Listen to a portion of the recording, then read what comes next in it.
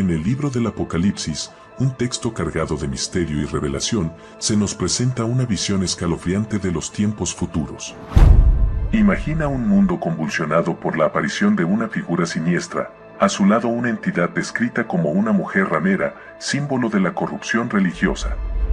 En los primeros años de la tribulación, este poder religioso ejerce su influencia de manera implacable, persiguiendo a los seguidores del verdadero mensaje de Cristo. Es un tiempo de opresión y sufrimiento para aquellos que se mantienen fieles a su fe.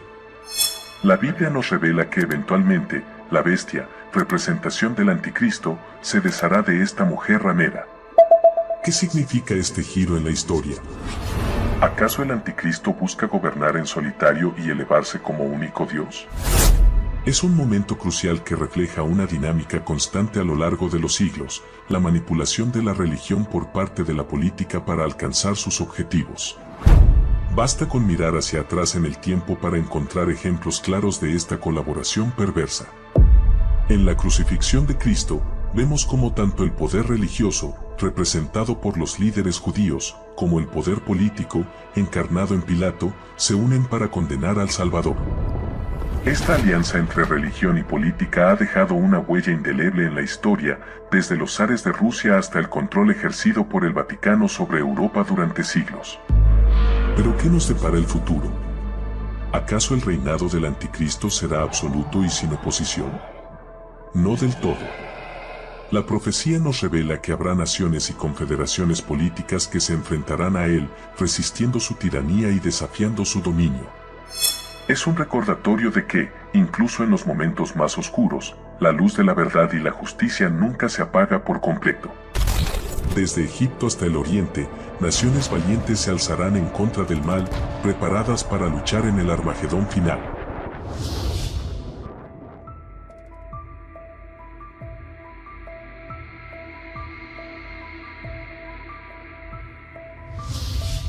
El nuevo líder religioso, la Biblia menciona en el libro de Apocalipsis, capítulo 17 y capítulo 18, y el capítulo 13 Apocalipsis también, que cuando surja en la persona del anticristo, aunado a él va a surgir también otro poder religioso que en Apocalipsis 17 se describe como una mujer ramera, se le califica como ramera, porque es una prostitución verdaderamente de lo que es el cristianismo y el evangelio, y a una bestia montada arriba de ella.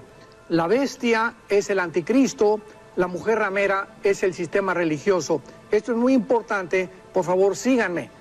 Esto demuestra que al principio de la tribulación va a ser el poder religioso el que va a controlar a la bestia. En otras palabras, esta bestia que está abajo de la ramera, nos damos cuenta que va a pasar a ocupar un segundo lugar en los últimos 3 años y medio de la tribulación. Entonces, los primeros 3 años y medio de la tribulación, la persecución contra los cristianos no va a ser del anticristo, va a ser del poder religioso, de la ramera.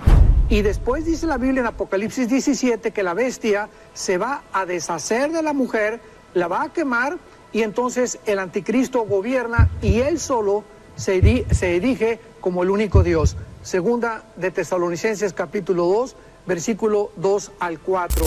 No va a aceptar a nadie más que él como Dios.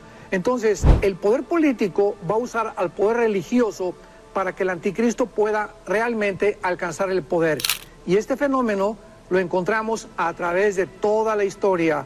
Siempre todos los políticos, nos acordamos por ejemplo de los zares de Rusia, Nicolás II, que tenían a Rasputín, era un consejero de la reina zarina, que era el que controlaba casi Rusia, y posiblemente muchos escritores deducen que a través de todas las enseñanzas de Rasputín contaminó a los zares, vino la revolución bolchevique en 1917, y Rusia acabó con la dinastía de los Romanov, que fue la dinastía de los zares. Y vemos la mayor parte de los gobernantes a través del tiempo. Siempre han tenido asesores brujos, han tenido ocultistas, han tenido personas que han tratado de estar con ellos buscándoles o dándoles una respuesta para los problemas políticos sociales. Así que la religión siempre ha estado involucrada con la política. y lo vemos en la crucifixión de Cristo como una expresión máxima de lo que tratamos de decir. ¿Quién mató a Cristo? Bueno, vemos a los dos poderes, los judíos, que representan al espíritu religioso, y a el poder político representado por Pilato. Y cuando vemos que los judíos le gritan a Pilato, crucifícale, crucifícale, el Estado o el poder político representado por Pilato cede ante la presión de la religión y les entrega a Jesucristo.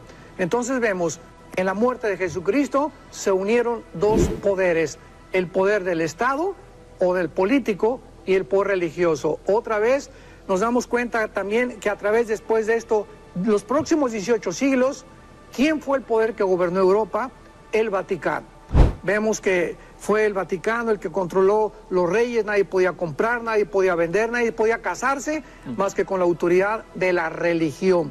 Así que la religión y el poder político siempre han estado unidos y bíblicamente se van a volver otra vez a unir para que el anticristo pueda levantarse y pueda comenzar a gobernar en un próximo futuro parte del mundo entero, porque aclaramos, el anticristo no va a gobernar al mundo entero, simplemente parte de muchas naciones, porque cuando Cristo venga va a haber confederaciones políticas que se van a oponer al anticristo, con Daniel 11:45 en adelante, donde vemos a Egipto y a otras naciones que no están de acuerdo con el anticristo, y él va a tener que atacarlas, y los reyes del oriente, que es China y Japón, que tampoco van a formar parte del anticristo, que van a venir al Armagedón para pelear tal vez contra él.